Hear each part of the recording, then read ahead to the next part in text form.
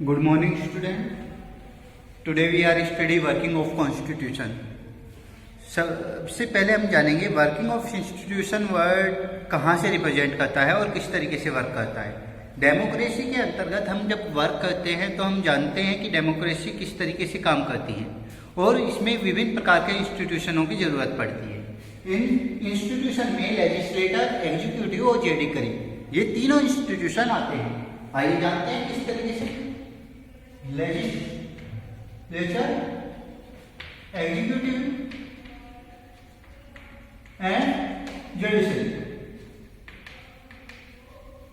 हम जानते हैं कि जो ये लेजिस्लेटर है ये लॉ मेकिंग बनाने वाली बॉडी है या फिर नियम कानून बनाने वाली बॉडी है, और साथ ही साथ जो एग्जीक्यूटिव है वह नियमों को पारित करने वाली या फिर इम्प्लीमेंट करने वाली बॉडी है, और यहाँ पर जुडिशरी एक प्रकार की ऐसी बॉडी है जो नियमों के उल्लंघन पर उन्हें संतोषजनक रूप से कार्यवाही कराने की जिम्मेदारी देती है या फिर उनके लिए दंड का प्रावधान रखती है। इन्हीं वर्किंग को हम इस लेसन में पढ़ने वाले हैं कि ये सब वर्किंग कैसे करते हैं, ये इंस्टीट्यूशन किस तरीके से वर्क करते हैं और क्या क्या चीजें इनके द्वारा की जाती हैं। इसके अलावा और कौन से इंस्टीट्यूशन हो सकते हैं जो इस तरीके से काम करते हैं, टुगेदर एक साथ मिलकर ये किस तरीके से गवर्नमेंट के अंदर काम करते हैं, और साथ ही डेमोक्रेसी में ये किस लेवल पर रहते हैं। लेवल जो आपका नेशनल लेवल है और स्टेट लेवल है उस पर ये किस तरीके से चेंजेज होते हैं, इन सभी चीज़ों के बारे में हम जानने वाले हैं इस लेक्चर में। आइए जानते हैं हमारे सबसे पहले पॉइंट को, how is a major policy decision. सबसे पहले मेजर पॉलिसी डिसीजन किस तरीके से लिया जाता है या फिर मेजर पॉलिसी डिसीजन को लेने के लिए किस तरह के प्रावधान हो सकते हैं, किस तरह की प्रोसेस हो सकती है, किस तरीके से वर्क किया जाता है, इन सभी चीज़ों का हम इसमें जानने वाले हैं। आते हैं एक गवर्नमेंट ऑर्डर। हमारे पास एक गवर्नमेंट ऑर्डर आया है, जैसे कि हमारी किताब के पेज नंबर 57 पर लिखा हुआ है। ऑन द अगस्त 13, 1990 को होने वाला एक मेमोरेंडम के रूप में एक पेपर आया था हमारे पास, जिसमें एक नियम कानून के बारे में बताया गया था, एक गवर्नमेंट ऑर्डर के रूप में एक मेजर डिसीजन के बारे में बताया गया था।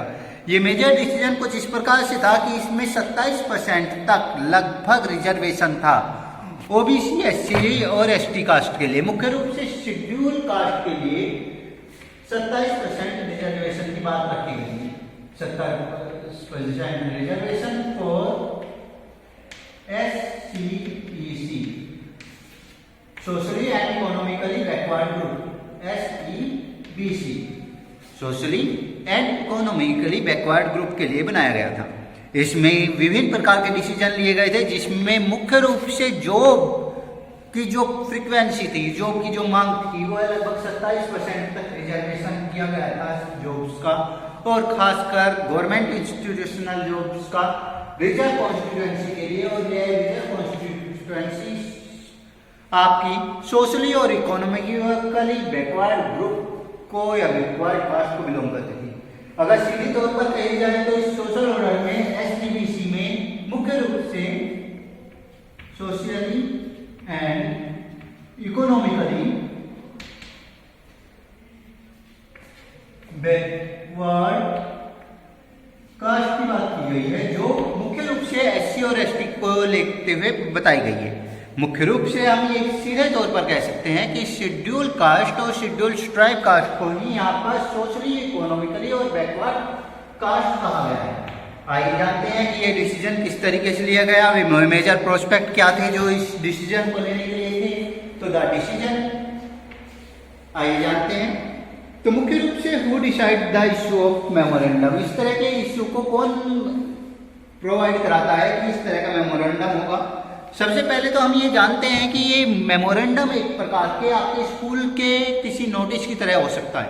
ये जिस तरीके से हम अपनी क्लास में, हमारे क्लास टीचर के पास एक मेमोरेंडम आता है, एक नोटिस आता है या फिर एक सर्कुलर जारी करके आता है, तो उसमें सभी चीज़ों को एड्रेस किया होता है कि किसके द्वारा दिया गया है या किस लिए दिया गया है, या फिर इसमें किस तरह की छुट्टियों का प्रावधान है, या फिर बच्चों से क्या चीज़ें मंगवाई जा रही हैं। तो उसी तरीके से ये ऑफिस मेमोरेंडम होता है। इसमें सारी डिटेल होती हैं जिसके बारे में आपको पीछे में एक पेज पर दिखाया भी गया है कि किस तरीके से इसमें सारी डिटेल दी गई है कि इसमें यह किसके द्वारा एड्रेस किया जा रहा है, इसमें क्या सब्जेक्ट है और सब्जेक्ट के साथ साथ ये किस तरीके से कार्यवाही होगा। तो इन सभी चीज़ों के बारे में इसमें बताया जाता है। तो अब आते हैं हम द डिसीजन मेकर। मुख्य रूप से डिसीजन बनाने वाले लोग कौन कौन से होते हैं, इसमें कुछ पॉइंट दिए गए हैं। जैसे कि फर्स्ट पॉइंट है आपका president is the head of the state.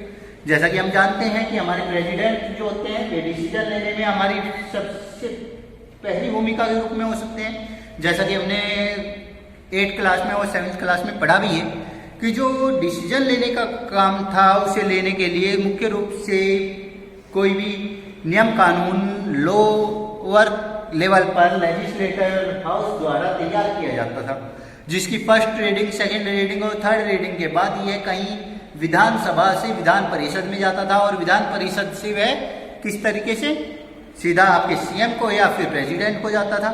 जैसे कि अगर स्टेट लेवल की बात की जाए तो वह सीएम के पास या फिर गवर्नर के पास सिग्नेचर के लिए जाता था, और अगर बात की जाए यूनियन लेवल की, यूनियन सेंटर लेवल की, तो वहाँ पर यह गवर्नर की जगह पर प्रेसिडेंट के पास जाता था।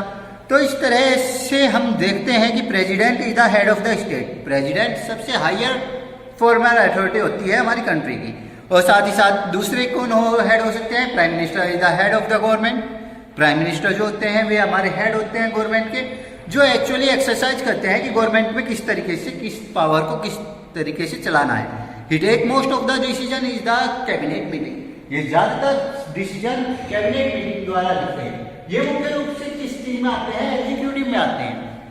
फर्स्ट पावर दिखाई हमें जो लेजिस्लेटर बनाने वाली है, लेजिस्लेटर के सुप्रीम हेड कौन दिखाए गए हमें, प्रेसिडेंट। बिल्कुल उसी तरीके से सेकंड पावर दिखाई गई है एग्जीक्यूटिव में की, जिसमें प्राइम मिनिस्टर और प्राइम मिनिस्टर्स के साथ कैबिनेट ऑफ मिनिस्टर्स को दिखाया गया है, जिसमें कैबिनेट ऑफ मिनिस्टर विभिन्न प्रकार से चीजों को करते थे। अब आते हैं तीसरे पॉइंट पर। इसमें parliament consist of the president and 2 house की जो पार्लियामेंट होती है वो मुख्य रूप से 2 हाउस रखती है, राज्यसभा और लोकसभा के रूप में, और प्रेसिडेंट को उसके हेड रखती है, जहां पर प्राइम मिनिस्टर मुख्य रूप से सपोर्ट करता है मेजोरिटी को, और ये मेजोरिटी सपोर्ट करती है प्राइम मिनिस्टर को। तभी तो लोकसभा की वजह से प्राइम मिनिस्टर का चयन होता है। ऐसी स्थिति में वह मुख्य रूप से उन मेंबरों की बातों को समझती है और मेंबरों के द्वारा जो डिसीजन लिए जाते हैं उसे ही आगे कार्यवाही करती है। तो इस तरीके से हमें समझ में आता है कि मुख्य रूप से नियम बनाने के लिए जो डिसीजन लेने का काम है या तो प्रेसिडेंट का है, या फिर लोकसभा राज्यसभा का है, या फिर विधानसभा विधान परिषद का है, या फिर आप ये कह सकते हैं कि गवर्नर द्वारा डिसीजन लिया जाता है, गवर्नर द्वारा साइन होता है, और दूसरी तरफ प्रेसिडेंट द्वारा साइन होता है। लेकिन मुख्य रूप से जो मेजर रोल प्ले करने वाले हैं वे जो आपके रियल पावर के रूप में है वे सीएम और council of minister state level पर, और उसी तरीके से यूनियन लेवल पर president prime minister and cabinet of ministers हो सकते हैं। इसी तरीके से the president of the India has address to parliament announce the intention of the government to implement the recommendation of the Mandal commission. ऐसी स्थिति में मुख्य रूप से हम बात कर रहे हैं उस समय की जब मंडल कमीशन का गठन किया गया। मंडल कमीशन का गठन किया गया था इस चीज के लिए कि ताकि इन सभी डिसीजन को सही तरीके से लिया जा सके। मुख्य रूप से मंडल कमीशन का गठन 1969 ईस्वी में किया गया था। 1969 ईस्वी में जो मंडल कमीशन का गठन किया गया था उस समय इसके हेड थे बीपी मंडल। बीपी मंडल के नाम से ही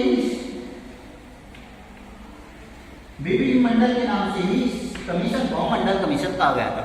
इस मंडल कमीशन का सबसे पहला एम ये था कि किस तरीके से 27% रिजर्वेशन प्राप्त किया जाए उन वीकर सेक्शनों के लिए जो मुख्य रूप से किसी भी प्रकार से भारत की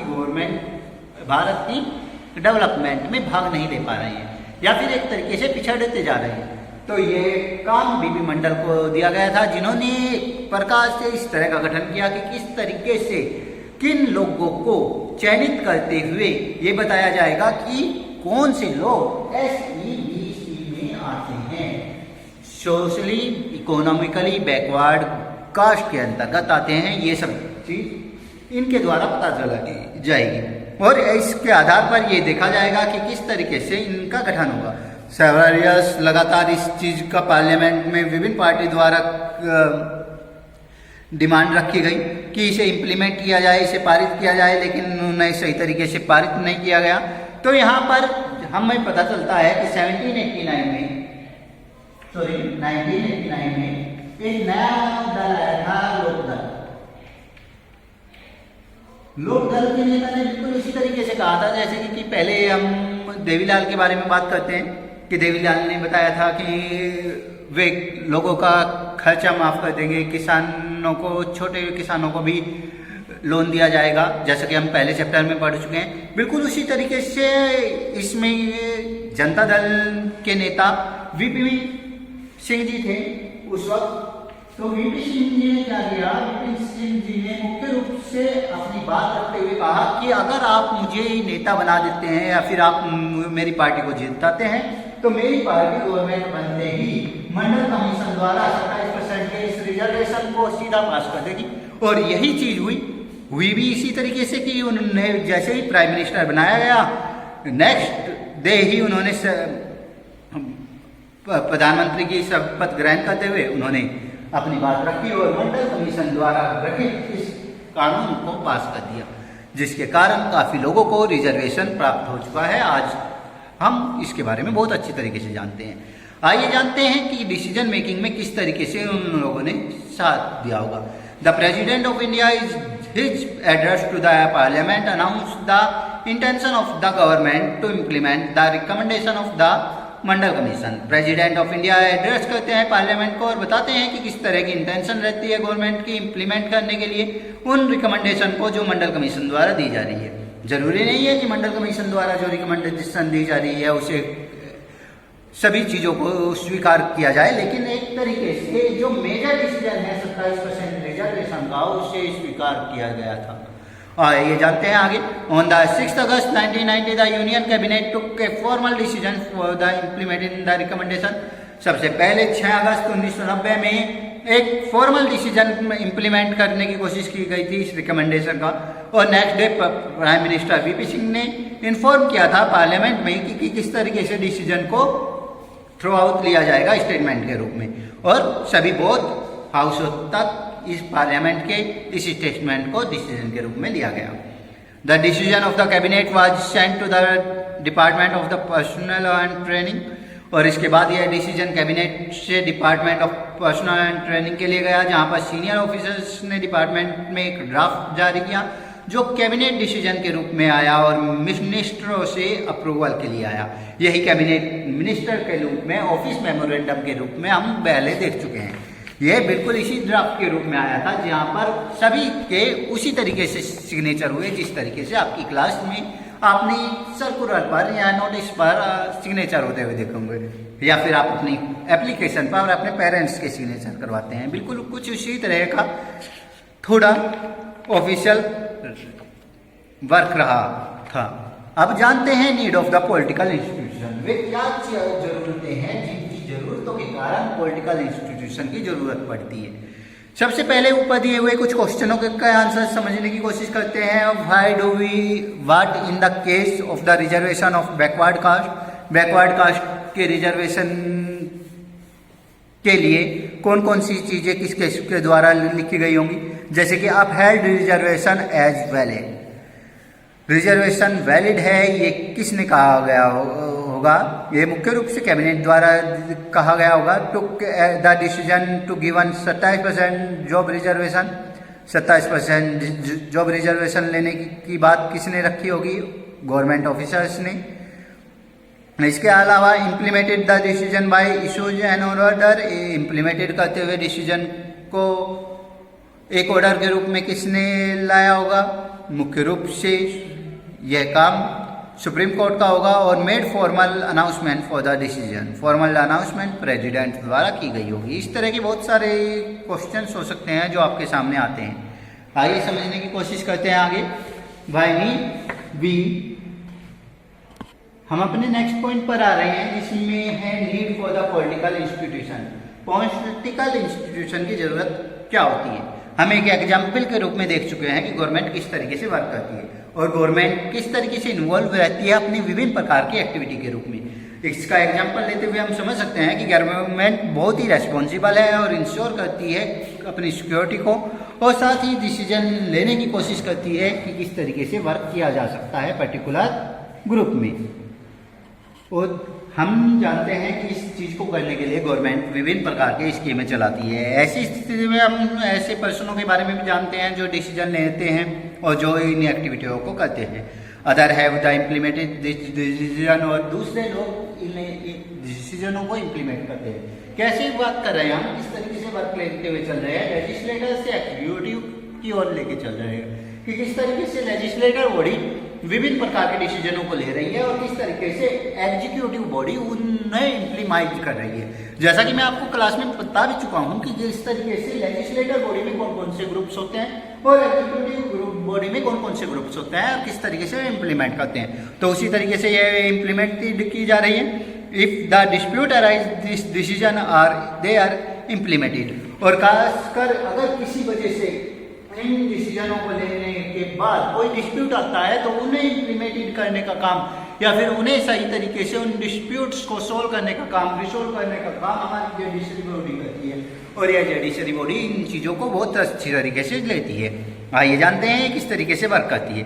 फर्स्ट पॉइंट के रूप में the prime minister and the cabinet and institution take all approval policy decision. सबसे पहले प्राइम मिनिस्टर और जो कैबिनेट ऑफ मिनिस्टर हैं वे लेजिस्लेटिव बॉडी के विभिन्न सदस्यों के रूप में वह मेजर डिसीजन लेते हैं जो किया जाना है, उसे नियम कानून बनाने के लिए एक तरह से इम्प्लीमेंट करते हैं, एक मसौदा तैयार करते हैं, ड्राफ्ट तैयार करते हैं। उस ड्राफ्ट को वे अलग अलग पार्लियामेंट्री हाउस के साथ साथ ट्रांसफर करते हुए हमारे प्रेसिडेंट तक भेजते हैं। अब इस तरीके से वह पॉलिसी डिसीजन मुख्य रूप से लिया जाता है। उसके बाद क्या होता है, the civil servants working together and responsible for the taking step to implement the minister decision.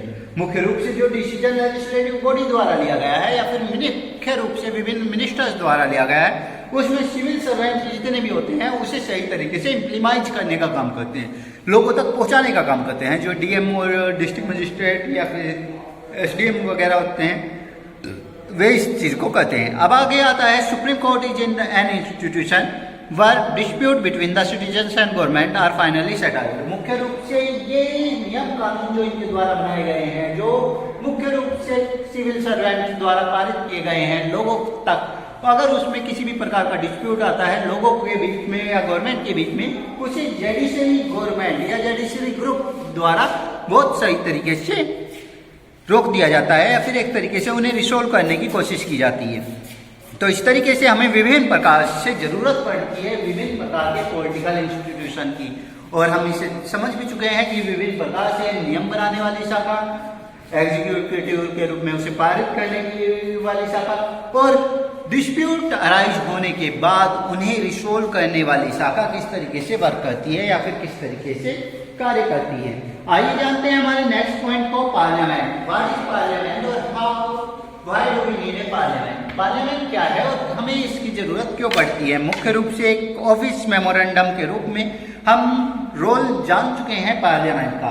Parliament मुख्य रूप से आपके राज्यसभा और लोकसभा के रूप में दो हाउस रखती है जो विभिन्न प्रकार के ऑफिस मेमोरेंडम को पास करने की कोशिश करते हैं। यह रिपोर्ट आपके मंडल कमीशन के रूप में डिस्कस हो सकती है, प्राइम मिनिस्टर ऑफ इंडिया के रूप में मेंशन करके भेजी जा सकती है, प्राइम मिनिस्टर द्वारा मेड करके सीधे पार्लियामेंट में प्रकाशित की जा सकती है, बताई जा सकती है, या फिर सीधे आपके प्रेसिडेंट को भेजी जा सकती है किसी भी डिसीजन को लेने के लिए। तो इस कारण हमें मुख्य रूप से हम देख सकते हैं कि ये जो डिसीजन लिया जाता है ये डायरेक्ट पार्लियामेंट द्वारा नहीं लिया जाता। डायरेक्ट पार्लियामेंट द्वारा ना लिए जाने के कारण मुख्य रूप से यह डिसीजन उन लोगों द्वारा लिया जाता है जो पार्लियामेंट के सदस्य है। ये पार्लियामेंट के सदस्य मुख्य रूप से आपके लोकसभा और राज्यसभा के कंबाइंड सदस्यों के रूप में भी हो सकते हैं और अलग अलग सेपरेट सदस्यों के रूप में भी हो सकते हैं जो अपने डिसीजनों को लेते हैं और इन डिसीजनों को आगे भेज दिया जाता है। जैसा कि हम पहले भी जान चुके हैं, 8th क्लास में भी जाना था और साथ ही साथ हमने इसके बारे में आपको क्लास में भी बताया था कि किस तरीके से रीडिंग होते हुए कोई नियम, कोई बिल किस तरीके से आपका लॉ बनता है। बिल्कुल उसी तरीके से ये सभी आपके लोकसभा से राज्यसभा में फर्स्ट रीडिंग, सेकंड रीडिंग और थर्ड रीडिंग के रूप में जाते हैं, जहां पर इनका डिसीजन होता है, डिबेट होता है, डिस्कशन होता है और डिस्कशन, डिबेट और डिसीजन होने के बाद इन्हें सीधा प्रेसिडेंट को भेज दिया जाता है, जहां पर प्रेसिडेंट इस पर सिग्नेचर करते हैं और इन्हें ड्राफ्ट से नियम कानून बना देते हैं या फिर लॉ बना देते हैं या फिर एक्ट बना देते हैं। Why do we need a parliament? आइए जानते हैं हमारे नेक्स्ट पॉइंट को, हमें पार्लियामेंट की जरूरत क्यों पड़ती है।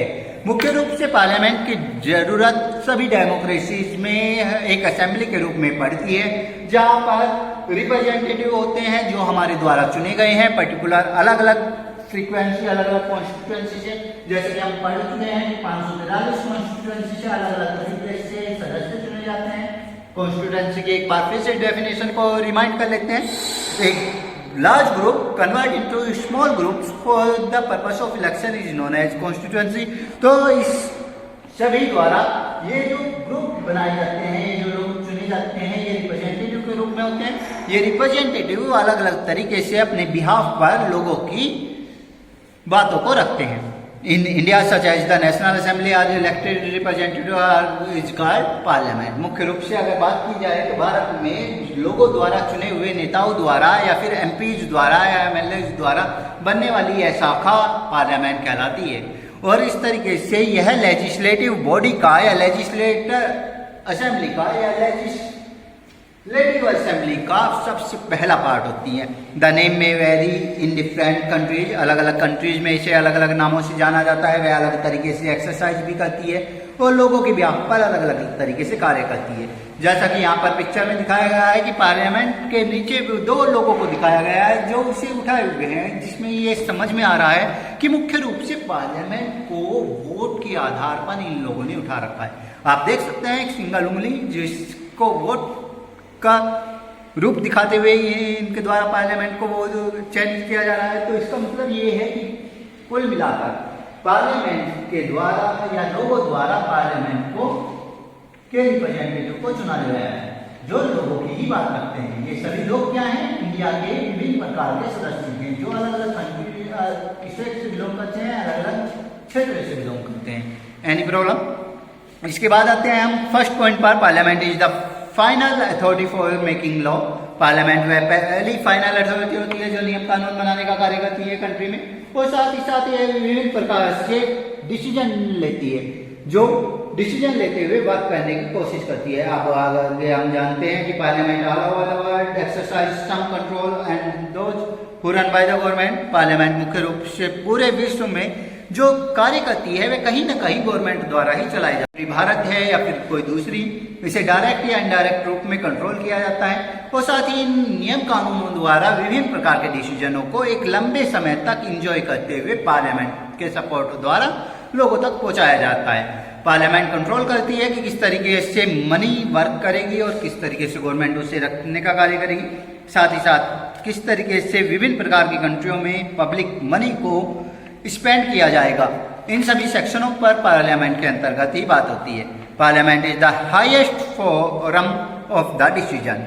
और इस तरीके से हम कह सकते हैं कि ये जो 543 मेंबर्स हैं जो भारत की विभिन्न कॉन्स्टिट्यूएंसी से आए हैं, ये सभी प्रकार का हाईएस्ट फोरम दिखाते हैं। और सबसे बड़ा जो डिस्कशन हो जाता है पूरे नियम कानूनों पर, एक बहुत बड़ा डिस्कशन वहीं पर हो जाता है, जहां पर डिबेट भी होता है, डिस्कशन भी होता है, पब्लिक इश्यूज के बारे में भी बात की जाती है, नेशनल पॉलिसी के बारे में भी बात की जाती है।